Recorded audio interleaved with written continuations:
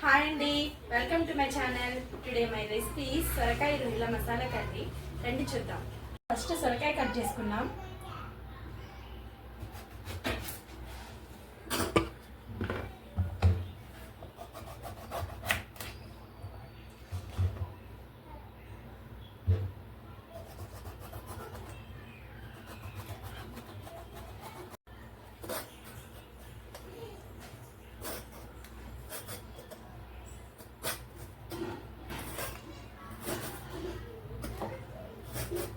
Cut చేసుకున్న సొరకాయని clean చేసుకున్నాను. ఇప్పుడు ఉడికించుకుంటున్నాను.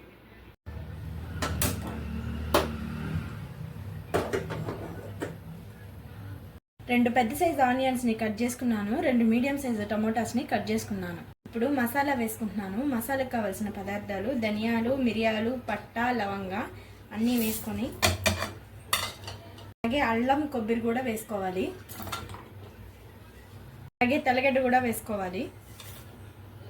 బాగా పేస్ట్ చేసుకోవడానికి కొద్దిగా వాటర్ వేసుకోవాలి. మిక్సీ వేసుకున్నాం. పేస్ట్ చేసుకోవాలి. మెత్తగా ముద్దలాగా రావాలి. నెక్స్ట్ ప్రాసెస్ చూద్దాం రండి. పొయ్యి మీద ప్యాన్ పెట్టుకోవాలి. బాగా హీట్ అయ్యాక కూరకి సరిపడేంత ఆయిల్ వేసుకోవాలి. ఆయిల్ బాగా హీట్ ఎక్కాక ఆవాలు వేసుకోవాలి. ఆవాలు చిటపట అనేటప్పుడు ఆనియన్స్ వేసుకోవాలి. కరివేపాకు కూడా వేసేస్తున్నాను. బాగా కలుపుకొని మూత పెట్టుకొని సిమ్లో పెట్టుకొని వదిలేయాలి. బాగా ఆనియన్స్ బాగా మగ్గాలి ఆయిల్లో. మూత పెట్టుకోవాలి. మసాలా కర్రీ కదా, బాగా ఆయిల్లో మగ్గాలి ఆనియన్స్. ఆనియన్స్ బాగా ఫ్రై అయ్యాయి. ఇలాగ బ్రౌనిష్ కలర్లో రావాలి ఆనియన్స్. నెక్స్ట్ టమాటాస్ వేసుకోవాలి. టమాటా, కొత్తిమీర వేసుకొని బాగా ఒకసారి మిక్స్ చేసుకొని మళ్ళీ సిమ్లో పెట్టుకొని టమాటాలు బాగా మగ్గించుకోవాలి.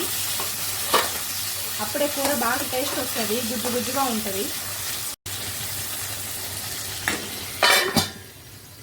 మూత తీసి చూస్తాను. టమాటాస్ కానీ మగ్గుంటే మనం ప్రిపేర్ చేసుకున్న మసాలా పేస్ట్ వేసుకొని వాడుచుకున్నాం.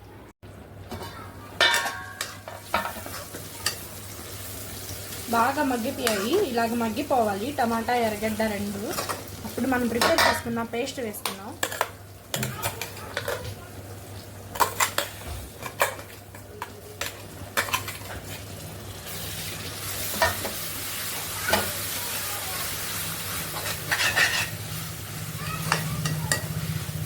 మనం ప్రిపేర్ చేసుకున్న పేస్ట్ వేసుకొని బాగా సిమ్లో పెట్టుకొని మగ్గించుకోవాలి. ఆయిల్ అంతా పైకి వచ్చేలాగా మగ్గించుకోవాలి. అప్పుడే పచ్చి వాసన కనిపించదు. సొరకాయ కూడా బాగా ఉడికిపోయింది, అందుకే వార్చుకొని పెట్టుకున్నాను. ఇలా అంటే స్మాష్ అవ్వాలి సొరకాయ, ఇలా ఉడకాలి. సొరకాయ ఉడికేలోపు మసాలా కూడా బాగా ఏగిపోయింది. చూడండి, ఇలా ఆయిల్ సపరేట్ అవ్వాలి. ఇలా ఆయిల్ సపరేట్ అవుతుంది చూడండి, అలా రావాలి. ఇలా అయ్యాక బాగా క్లీన్ చేసి పెట్టుకున్న రొయ్యలు వేసేసుకోవాలి.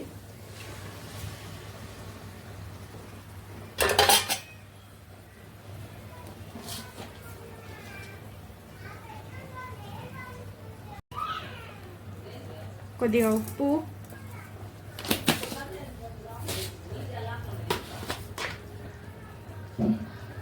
పసుపు వేసుకొని సిమ్లో పెట్టుకొని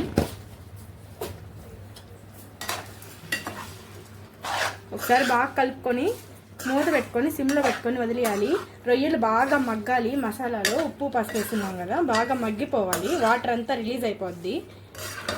ఆ వాటర్తోనే రొయ్య మొత్తం ఉడికిపోద్ది. పెట్టేస్తున్నాను.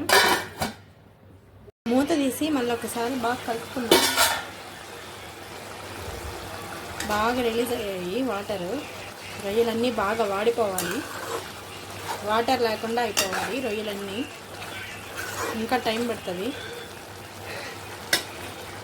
చూద్దాం. వాటర్ అన్నీ ఇంకిపోయినట్టున్నాయి. మళ్ళీ ఒకసారి బాగా కలబెట్టుకున్నాం.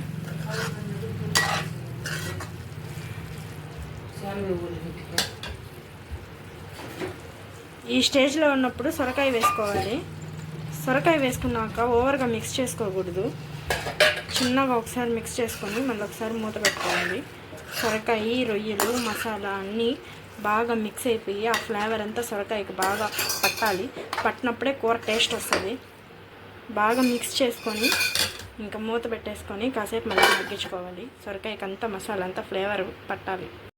బాగా రొయ్యలు, సొరకాయ రెండు బాగా వాడాక మిక్స్ అయ్యాక అరోమాస్ అన్నీ సొరకాయకి, రొయ్యకి పట్టాక ఇలా అవుతుంది. ఇలా అయినప్పుడు మళ్ళీ కారం వేసుకోవాలి. కారం రుచికి సరిపడినంత కారం, ఎవరికి స్పైస్కి తగ్గట్టు వాళ్ళు వేసుకోండి. మేమైతే కొద్దిగా స్పైస్గానే తింటాం.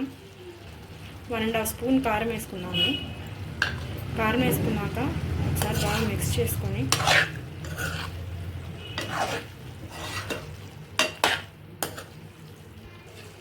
Half glass water పోసుకుంటున్నాను. కూర బాగా ఉడకాలి, గ్రేవీగా కావాలి కాబట్టి హాఫ్ వాటర్ వేసుకున్నాను.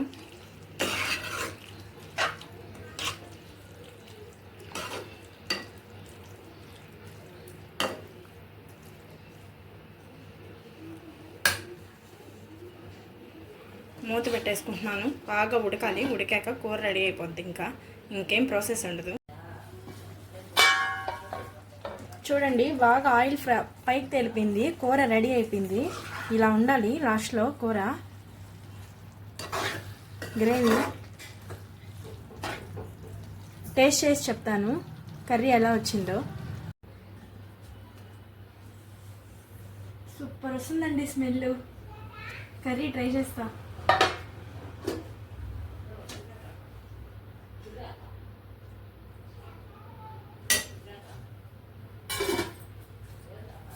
కాలిపోతుంది వేడి వేడిగా.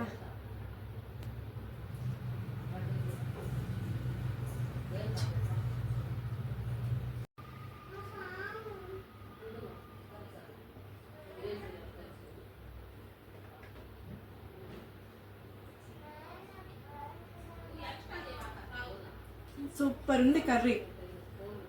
సొరకాయతో రొయ్యల కర్రీ ఎవరైనా ఇలా ట్రై చేసింటే ప్లీజ్ కమెంట్ చేసి, లైక్ చేసి, షేర్ చేసి, సబ్స్క్రైబ్ చేసుకోండి. మరెన్నో కొత్త వీడియోలతో మేము ముందరికి వస్తాం.